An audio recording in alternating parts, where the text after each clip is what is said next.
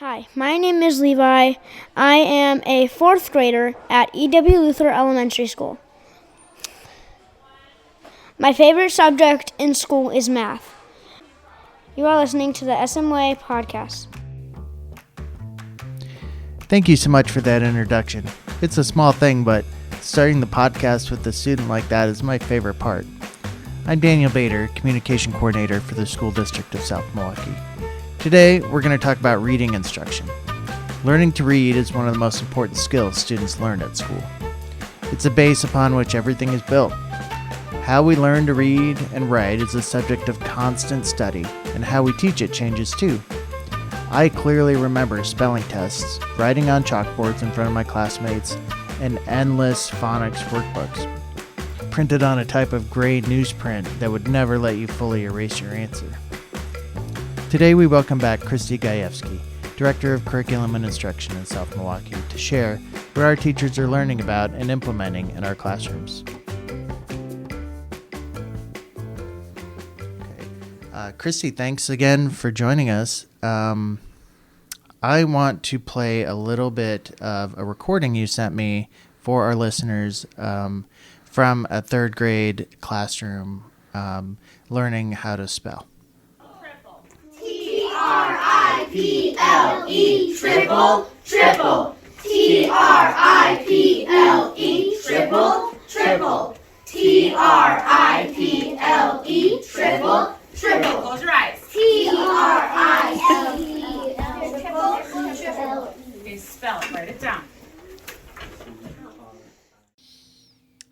What you're not seeing there, because it's a podcast, is that all the kids are standing and they've got their arms stretched out, and as they say a letter, they tap a part of their arm and go towards their hand till they're done with the letter or the word.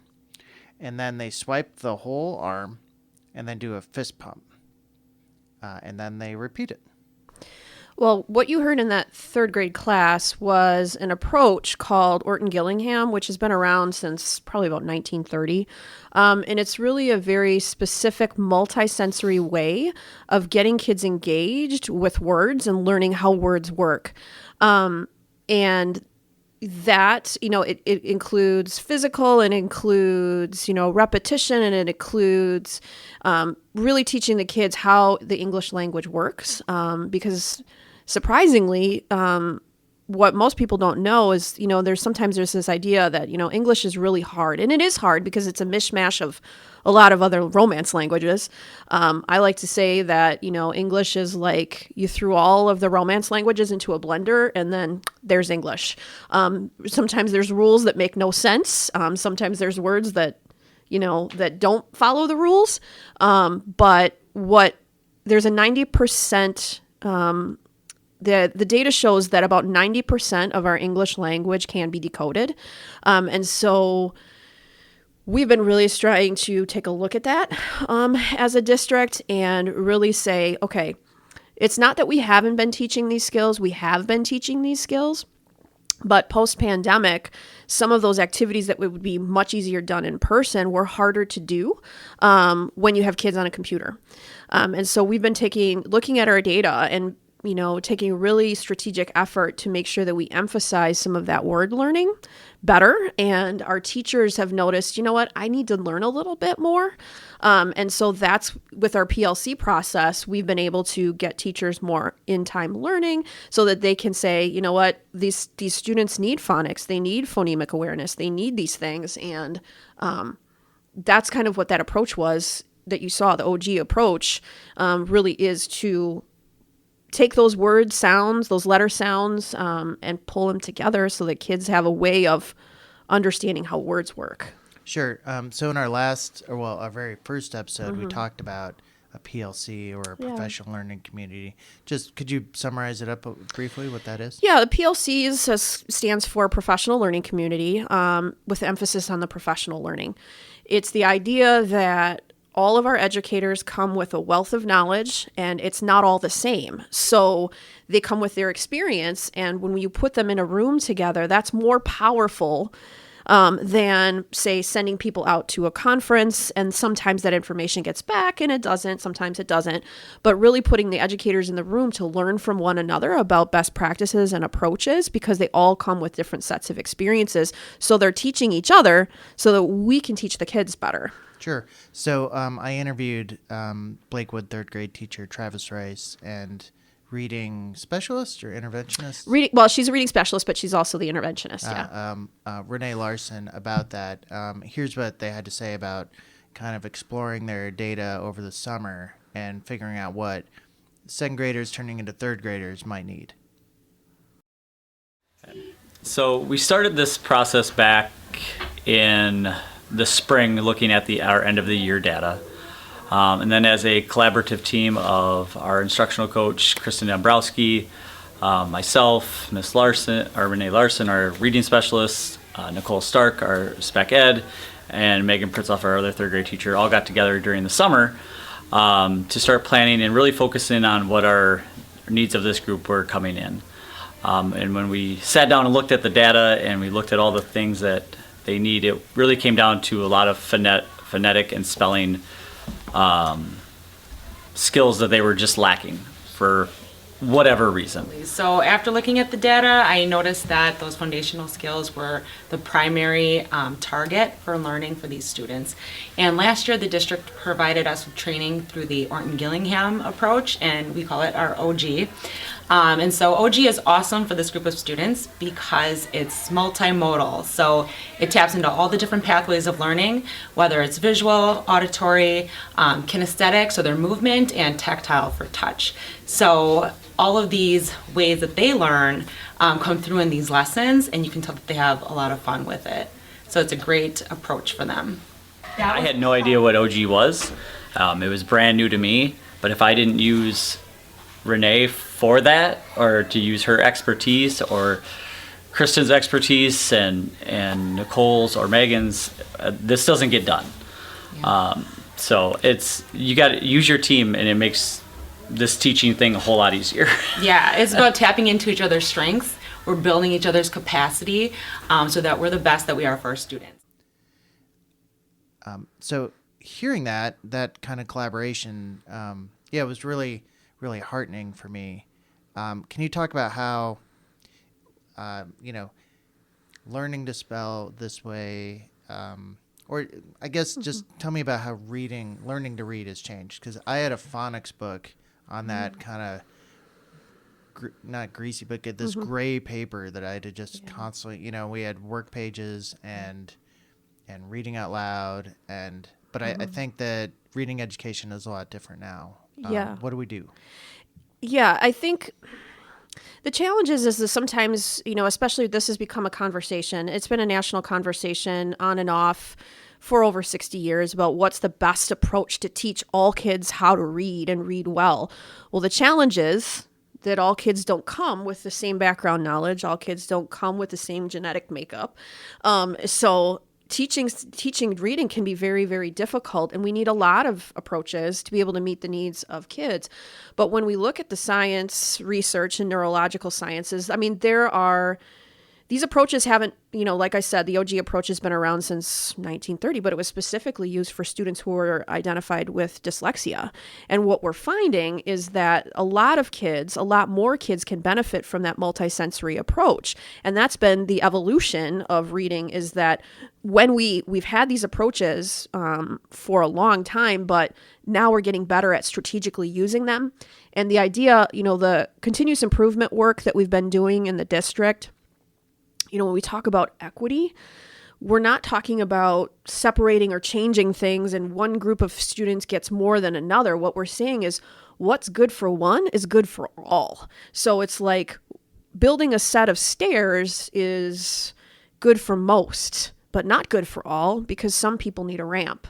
And so what we're trying to take the approach is, when we look at the research, when we look at the data, when we look at the science behind what we do as educators, we're starting to look at it as, well, this was originally designed for a subset of students. Is it something that can be expanded for everyone? And the answer usually is, yep.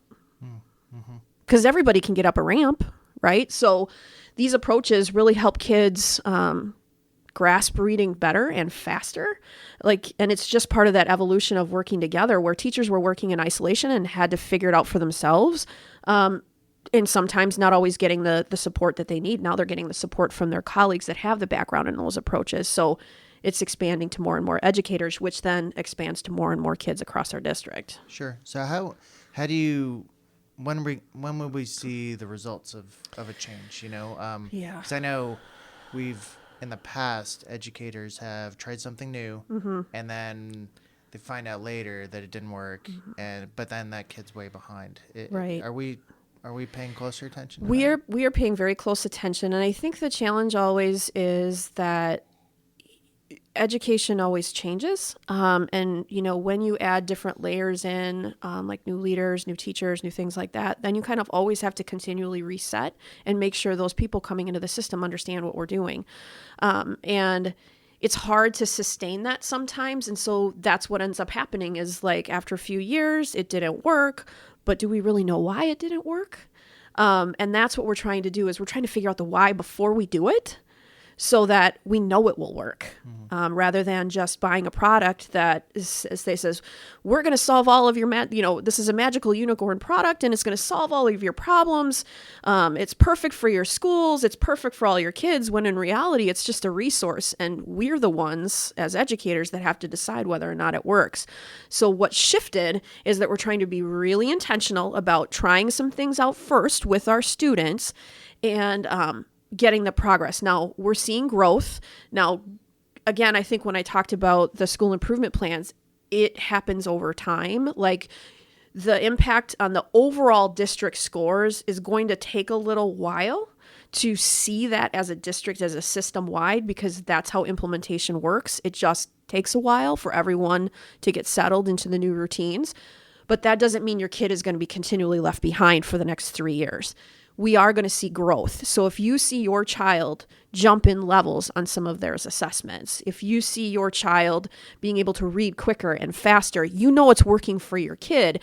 It just might not translate to exactly what's expected on that grade level, because we've also had that 2 years of interrupted education. So we should see growth over time, and specifically with your individual children, but we should also see incremental growth as a district, that we know it's working. Sure. So in the fall edition of Bridges Magazine, I wrote about a reading teacher who, wanted to make the books kids are reading anonymous, so that they could they could read at the level they were at and not be judged by peers. But when we talked about that process, you talked about how we even measure where kids are at in reading, and it's not necessarily about what a third grader should be reading, but where that student should be reading. Could you speak to that? Yeah, we do several assessments. It's almost kind of like when your doctor does, like I use that medical, analysis and analogy, and with the school improvement plan, it's kind of similar. We take a screening assessment, which your students take in elementary called MAP. In middle school, it's iReady. In high school, it's in a couple of the grades, it's pre-ACT. But really, that's a screener. It just kind of lets us know, like, where our kids are at. And then we do additional assessments to figure out exactly what it is that where kids' levels are, where they're struggling. And that's the point of some of the assessments. So we assess kids all the time, but some of them are strategic so that we can kind of figure out where the kids' levels are, so that we can match them with the right books. Because with reading, there's a couple of things. Like, you want the kids to be able to read comfortably in an independent level. But we also know that there's that instructional level. That's the level just above where they are comfortable that pushes them into the next piece. So we need to know where they're comfortable reading on their own, and then where we need to teach to. And then we also have the end goal, which is the state standards, which that's ultimately where we want to get them every year. But we know that kids come in with a wide variety of needs. So we go, just like I said, instructional, independent, instructional, and then we're looking for that end goal. The rule of thumb, I was always understood was that between kindergarten and third grade, you're learning to read, and then after third grade, you're reading to learn. Is that still the way it works? Not really. What we've found in the last decade or so is that is also kind of a misconception, because you're always reading to learn, right? Like, you might be learning to read at first, and that comprehension is really important. But kids 4K in those younger grades, they're already reading other things. They're reading environmental print. I think of my own child, my oldest. One of his first words was Target and credit card, which, and he would read it on the side. So that's environmental print. When kids can recognize and know certain things, like, they're reading to learn. And my son knew, well, Target, credit card, that goes along with shopping. Mom's going there, right? So it's not really, text gets more complex when they hit 3rd, 4th, and 5th grade, because they're learning more concepts in depth because of their age and development. So it'll go deeper into content, like science content, math content, social studies content, but they're always reading to learn all the way through. That's the whole point of reading. Sure. So I mentioned 2 strategies that 2 different reading teachers have employed at 2 of our schools. Tell me about reading teachers. Where did that concept come from, and what do they do in our schools? So reading teachers and reading specialists are actually specialized licenses, because there's such a variety of issues that can happen with a child who is learning how to read, because it's all internal processing. And there's a lot of things that can go haywire, right, when a child is learning how to read. So those are specialized licenses, and they are trained to specifically look for the challenges that kids might face and help them overcome those barriers. And so and actually the state requires districts to have a reading specialist of record on staff in order to help make sure that the general education teacher has enough information to support their students. So that concept of having a specialist in the district has been around for a very long time. And it's just now we're trying to be more strategic about how we use that, and also train more of our teachers in some of these approaches. And actually, because of all of the work that we've been doing on the foundational skills, I had some conversations with teachers just prior to the holiday winter break. And as a result, like, this is a national conversation. And so our state responds in different ways. And I had the opportunity to offer some additional training for teachers in these approaches that I think I have about 25 teachers who are taking a self-paced course on the Orton-Gillingham approach because they want to, and they feel like, I want to know more. I want to feel like an expert in this. And I also have another 15 or so that are going to be doing a virtual book study to kind of make sure that they're all on the same page, which that to me is the power of the professional learning community and the educators that we have in this district. They want to do well. They want to understand. They want to make sure that they're doing the right things by kids. And so to have, these different educators come to me and say, I want this training, and for me to be able to provide it, I feel like is a really big, huge win for the district, because they're engaged. They want to know more, and they want to do better. And I guess we should just say that elementary teachers are generalists. Yep. They teach everything, right? So that's what Mr. Rice had said, that until Ms. Larson had told him about this OG approach or started suggesting strategies, that he may not have known about them. Right. Which, if some are taking that approach now that the word's gotten around about it, great for them. But you can't do that in every subject. No. So he's using that team, and he said it makes this all easier. And he was kind of saying it almost like as captain of the ship, looking around the room, thinking, I can't always intervene on every single subject. Right. So, do we have other, interventionists in the district? Is it? It's just mostly literacy. reading, right? It's just literacy for the most part. At middle school, we have math specialist that works with our kids too, and that's an area that we're exploring too, because we know that math is another area that we're going to have to look at in the next year. I don't know if that will lead to additional positions, but it does. We are taking a really hard look at prioritizing and making sure that we're doing the right things. Sure, and having that specialist on hand to maybe even, because from what I've observed, that they have a schedule, but they are able to float around. Right. Where the major thing I'm learning about elementary teachers is they are stuck with their kids and in their classroom, so they can't necessarily devote extra time Right. to other things. Right. And that's what they can do. Yep. Yeah. And our interventionists work with small groups of kids that are really, really struggling. So they'll get specific, strategies and skills taught to them through our interventionists. But the interventionist schedule is a little bit flexible so that they can. So in a situation where, like at Blakewood, they saw that, the incoming third graders were really struggling with this, she could prioritize her time with that whole group of students, that whole class, both classes. What is it? 35, 40 kids, whereas typically she would have only been working with like 3 or 4 at a time. So it's be able to help co-teach and expand that knowledge, and eventually she'll be able to help, so maybe it's this year it's third grade, but then in another year she may be able to prioritize kindergartner first or other grade levels too. So that's the beauty of some of these positions, is that they are working directly with kids, but then they do have some flexibility to support more kids in a different way. Sure. And, I guess from a parent perspective and a practical standpoint, if you are staring at Mr. Rice all day, having Ms. Larson come in and give you a break and bring in a different energy and a different level, just is a new motivator, a different motivation Absolutely. for those kids. Yeah. Yeah. They were having fun. They were having fun. Yeah. They really were. And the one, so Mr. Rice made 2 students available to us, and one, they were at different levels in their reading, but they were both very proud of what they'd accomplished. Yeah. And it was clear that maybe one didn't need the tactile thing, but she enjoyed doing it, and where the other one was probably absolutely needed for him. And that's the ramp, right? Yep, that's the ramp. The ramp. Everybody can use it. And students who are at a point where they need to actually be, accelerated or extended, learning those things just gives teachers more strategies and direction for them to use, to be able to extend for kids who need those extensions as well. So from a parent perspective,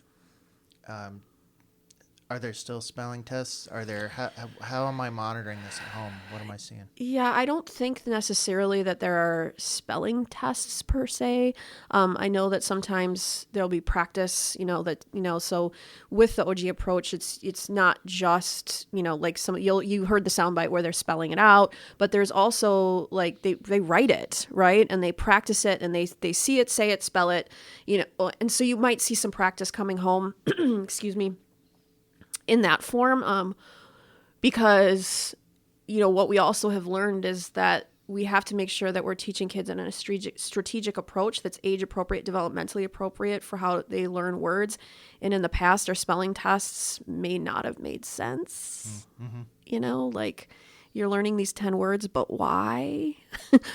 Is it actually helping you learn how to read, or is it, there has to be a purpose. So if there are things coming home, it might be things like, and even if there's not, there are strategies and things that you can practice with your kids and have them, well, what does that letter sound like? How do you put those two together? So there's ways of practicing without necessarily having a traditional spelling test. Sure. We have a kindergartner, and so we do the alphabet game and with Disney princesses. Yep. So actually there aren't that many, so we had to expand it to Disney in general, but things that start with A, things that start with B, and we go around the car, and 10-year-old rolls his eyes, but it really worked for him when we did it, for him, and and she talks about her sight words and whatever approach her school's taking to that. Reading, I guess, at home still is pretty important. How do we choose those books? Are we should we be doing the classics? Yes and no. I think it is all about what kids are interested in. And even with my own kids, that's where we always started, was what do you like? What do you want to read about? And then that's the motivation to read. And what we also know from research is that, sometimes we have a reading level for kids that is generally a reading level, but if you have a kid that is highly interested in, say, something like dinosaurs, they can read some really complex language because they love dinosaurs and they can pronounce those different dinosaur names and they can do all the things in first and second grade, right? When I was a reading specialist for high school, I had a student, a ninth grader, that came in with like a 5th or 6th grade reading level, but you got him talking about skateboarding, no problem. Yeah. No problem reading. But so some of it's motivation, some of it's background knowledge, some of it's interest. And I feel as though, it's always good for kids to have some background in some of the quote unquote classics. But that doesn't necessarily mean those are the only things, because some new books are becoming our new classics. So you think about like Harry Potter. Yeah. That's becoming a new classic, and it's woven into our culture and references and words that people use. I mean, so I wouldn't limit it to some of the older classics, but they're definitely worth, because they become part of our culture and our vernacular. Sure. And, a lot of our parents work nights, or the kids Yeah. go to bed, and their older kids are still up. We do podcasts at home, or audiobooks. Yeah. Is that Sure. the same as reading? Absolutely it is. When you have certain kids who have different, the ways their brains work differently, whether it's dyslexia, ADD, things like that. My own children, I have 2 sons who are diagnosed with ADD, and reading is difficult because they can't focus for a very long time. So in order to get my children through school and reading some complex texts, we've bought audiobooks. So, and this is coming from a reading specialist, I'm going to do everything that I can to help you understand. So, generally speaking, it's good practice to have the listening and the text in front of you. But audiobooks, reading is reading. That's reading. We read people all the time. We are looking for emotion. We're looking for those things, that's reading too. So it's knowing the world around you. And then, when we're trying to, take what's up in our brains and put it into print, whatever we can do to help kids understand, we're going to do it. Sure. And I know we have an Audible account, but we also use our library. And the library in my town, they actually give you the MP3 player. So there's no Wi-Fi necessary, and, sometimes you have to put a battery in it, but otherwise, they can manipulate themselves, and they're pretty hardy, so and then online stuff Circle Round we use all the time. Yeah, and I think our district has Sora, which also has some audiobooks, especially for younger kids, and even some of the practice resources that we have for our literacy programming, as Lexia is one. The kids can use that at home as well, and Literacy Footprints is another one that teachers use, and I can't remember if kids have access to those books outside of school, but they probably do if they logged into their own, because those are digital readers, so we try to provide, if you go to the district or your school websites, you can see on the library resource page, there's a lot of information there. So there are those types of things definitely require internet, but, there's lots of options for that as well. Sure. Okay. Well, thanks for this. Yeah. Is there any more about reading that we need to know? I just think that, just like with anything, sometimes in the news and the media, it can be mixed messages, confusing messages, and parents and teachers just want to do the right thing. And I think that our community needs to know that our teachers are really working hard to make sure that they're doing the right thing. But again, it always comes back to, let's have some conversations about what's going on, and asking questions to seek to understand is always something that's a benefit for all of us, to make sure that you know what's going on with your kid. And take some of the information that's out there with a grain of salt, because reading is a very complex process, and there's no one right approach. There are things that are better that help us get started, and we're trying to make great efforts to make sure we're doing the right things. Christy, thank you for being here. Absolutely. Very enlightening. Appreciate it. Yeah, thank you. I'd like to take just a minute to advertise a special event coming up. Once a year, South Milwaukee puts on a community event to celebrate the literary work our students do. This year, we're widening the focus to STEAM: science, technology, engineering, arts, and math. The main event is a wacky science show, but we'll also celebrate our young writers. We'll have creative works on display for our district art show, and plenty of hands-on activities for children and adults, including a light meal. Save the date for Picking Up STEAM, February 10th from 5 to 7 in the high school. If you have a topic you'd like to hear about on the SMY podcast, send us an email at info@sdsm.k12.wi.us. You can find this podcast on iTunes, Spotify, and pretty much everywhere you find podcasts. This episode was produced by the School District of South Milwaukee. Thank you again to the High School Music Department for their support in making this podcast happen. You can find more information about our schools at www.sdsm.k12.wi.us. Find us on Facebook, Instagram, and Twitter by searching the hashtag SMWay, or find us at SOMILW Schools.